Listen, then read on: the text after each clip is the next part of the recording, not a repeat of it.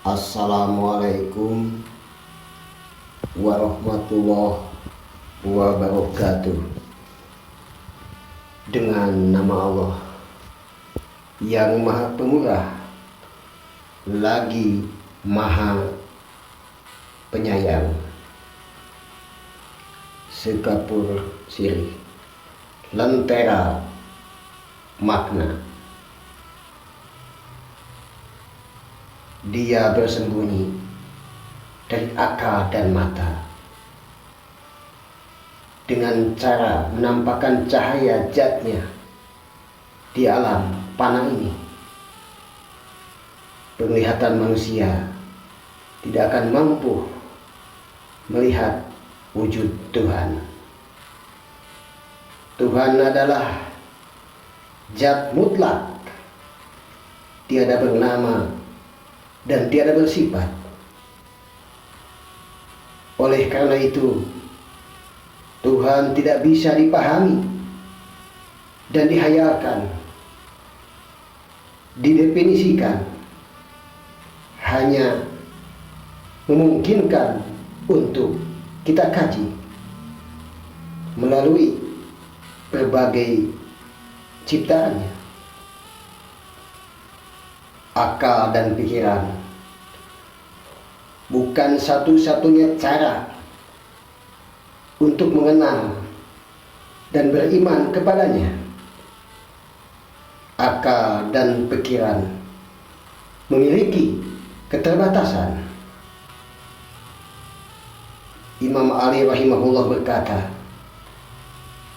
Allah tidak memberitahu akal bagaimana cara menjangkau sifat-sifatnya. Namun pada saat yang sama tidak menghalangi akal untuk mengetahuinya. Betapapun besarnya potensi akal manusia, tidak mungkin dapat mencapai pengetahuan yang pasti tentang wujud dan zat Tuhan.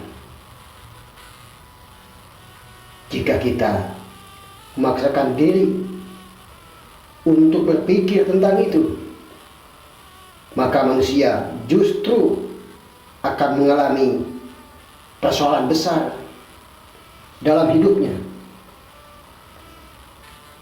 Karena kepicikan akalnya dalam mengetahui wujud Tuhan, manusia sangat mungkin akan menjadi seseorang ateis atau mengalami kejiwaan atau sakit jiwa. Maka dari itu, hendaklah kita tidak mengunggulkan akal pikiran dalam melihat dan memahami wujudnya. Akal memiliki keterbatasan, maka wahyu memegang peranan penting dalam membimbing akal untuk memberikan penjelasan yang dibutuhkan. Dengan begitu, jika keterbatasan akal digandeng dengan wahyu, maka dapat dipahami bahwa ada hubungan antara akal dan wahyu sebagai suatu kesatuan yang tidak dapat dipisahkan. Karena akal itu barang baru dan lemah, maka mustahil barang baru bisa mendefinisikan Tuhan yang serba maha, yang awal tiada permulaan dan yang akhir tiada berkesudahan. Allahu Akbar. Subhanallah walhamdulillah wa la ilaha illallah. Allahu Akbar. Wa la haula wa la quwata illa billahil aliyyil azim. Orang arif menjauhkan diri dari pikirannya yang lahir dari akal tentang ketuhanan. Muka siapa yang jadi sandaran? Setiap orang memiliki cara tersendiri dalam menemukan hakikat Tuhan. Salah satunya adalah melalui akal pikiran. Melalui akal yang dimilikinya, manusia terus berpikir untuk melahirkan ilmu pengetahuan dalam rangka mengetahui hakikatnya. Namun akal bukan satu-satunya jalan menujunya. Banyak para tokoh spiritual, para ulama menapaki jalan yang berbeda untuk menuju hakikat. Mereka tidak menggunakan akal atau rasio untuk mencapai hakikat. Jalan yang ditempuh untuk menuju hakikat seperti kasab, jauh, ian, dan mukasafah adalah sesuatu yang dianggap sama, bahkan seringkali bercampur dengan igauan, mimpi, hayalan, dan angan-angan. Akan tetapi yang diingat adalah media-media tersebut yang mampu menuntun manusia untuk memecahkan sesuatu yang tidak bisa dipecahkan oleh akal dan hukum fisika. Oleh karenanya tidak salah jika media parasupistik digunakan untuk memecahkan masalah yang tidak mampu dijawab oleh akal. Tokoh-tokoh sufi seperti Ibnu Al-Arabi rahimahullah, Al-Ghazali rahimahullah, Jalaluddin Rumi rahimahullah, dan Rabi'ah Al-Adawiyah radhiyallahu anha, melalui laku mereka menggambarkan betapa kecintaan mereka kepada yang maha cinta di luar nalar manusia. Kerjasama antara syariat dan akal. Syariat melarang pikiran digunakan untuk membahas zatnya, dan akal yang mengharuskan berusaha menolaknya. Betapa pentingnya mengedepankan syariat daripada akal. Jika akal tidak diarahkan kepada kebaikan, justru akan menjadi bumerang, menjerumuskan manusia ke lembah keburukan. Ini akan berbeda jika manusia lebih mengedepankan syariat, yang dengan patuh pada syariat manusia akan selamat baik di dunia maupun di akhirat. Oleh karena itu, manusia harus berpegang teguh pada syariat, tentu tanpa mengabaikan akal, karena peranan akal merupakan faktor utama dalam syariat Islam untuk menentukan seseorang sebagai mukallaf. Meski secara umur seseorang telah balik, namun akalnya tidak sehat, maka hukum taklid tidak dibebankan kepadanya.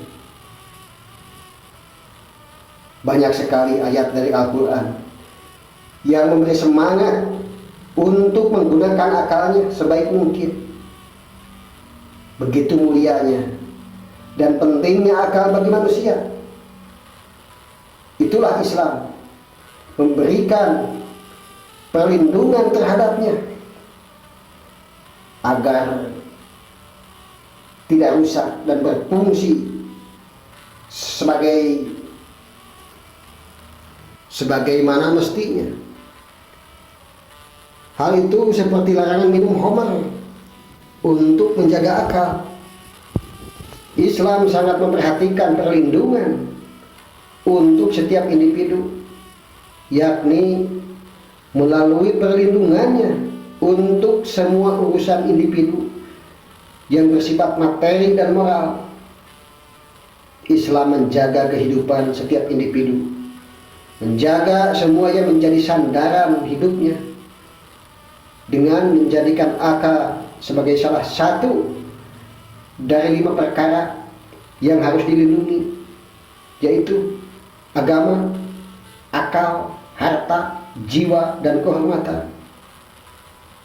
Mengenai keterkaitan akal dan wahyu, Imam Al-Ghazali rahimahullah juga mengatakan bahwa akal merupakan fondasi, sementara syariat sebagai bangunannya. Tanpa akal tidak akan ada kenabian, dan tanpa kenabian tidak ada syariat. Karena tugas akal adalah melegitimasi syariat dengan terlebih dahulu membenarkan eksistensi kenabian dan pencipta. Akal bertugas sebagai hakim dalam urusan agama, yang kemudian ia harus tunduk pada kewahyuan. Dan disinilah bukti bahwa akal memiliki kelemahan. Ilmu itu adalah panutan terbaik. Seseorang manusia adalah hamba dari apa yang diikutinya. Manusia dengan akal yang dimilikinya terus berpikir, mencari tahu sesuatu yang belum terungkap, termasuk rahasia-rahasia yang ada di alam semesta dan hakikat penciptaan. Karena pencarian-pencarian inilah tidak jarang manusia tidak mampu mengendalikan akal pikirannya, sehingga ia terjerumus ke lembah keburukan.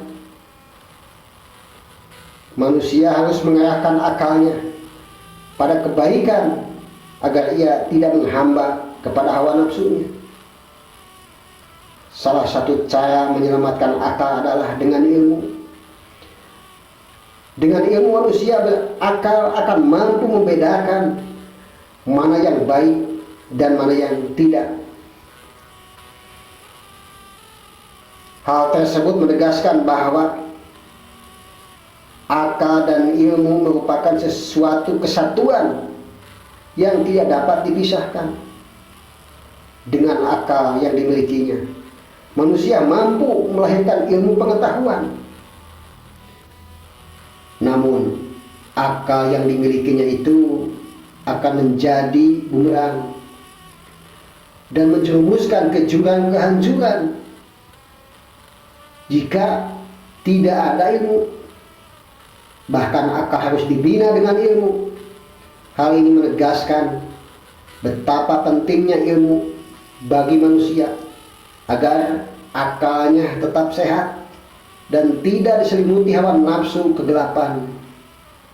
Pegang teguhlah apa yang dikata syariat, dan jangan menyimpang dari pikiran ilmiah maupun pikiran keagamaan. Hidup manusia akan selamat baik di dunia maupun akhirat jika ia berpegang teguh pada syariat. Dengan mengetahui dan menjalankan syariat, manusia akan paham bahwa dunia ini pada akhirnya akan musnah, sehingga ia tidak akan pernah berpaling darinya. Keindahan dan kecantikan dunia ini tidaklah tercipta untuk dijadikan perhiasan bagi manusia beriman, sebagaimana dilakukan oleh mereka yang munafik. Tidak pula dunia yang megah ini dijadikan ajang jelajah kesenangan hawa nafsu semata, sebagaimana yang dilakukan oleh golongan mereka yang kafir.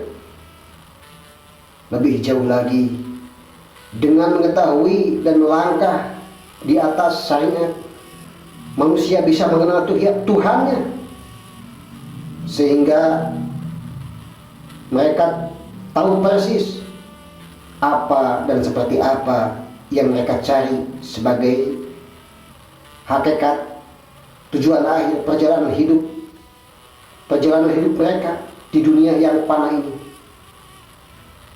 Begitu pentingnya syariat bagi manusia, seperti pentingnya jalan menuju mata air. Maka dari itu terdapat dua pandangan besar dalam mengartikan syariat. Pertama, syariat adalah semua yang diajarkan oleh Nabi Muhammad SAW yang bersumber dari wahyu Allah.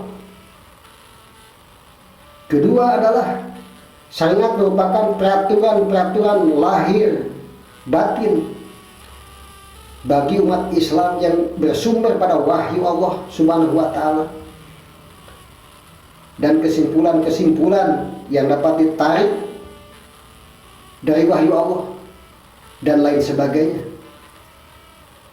Peraturan-peraturan lahir tersebut mengenai cara bagaimana manusia berhubungan dengan Tuhannya, sesama manusia dan makhluk lainnya. Allahu Akbar, asyhadu an la ilaha illallah wa asyhadu anna Muhammad Rasulullah. Dunia ini adalah permainan dan pasti akan ditinggalkan. Maka janganlah main-main. Satu untuk semua, semua untuk satu. One for all for one. Nusantara baru, Indonesia maju. Kun payakun. Akhirul kalam. Wabillahi taufiq wa hidayah wal inayah. Wassalamualaikum warahmatullahi wabarakatuh. Bhinneka Tunggal Ika.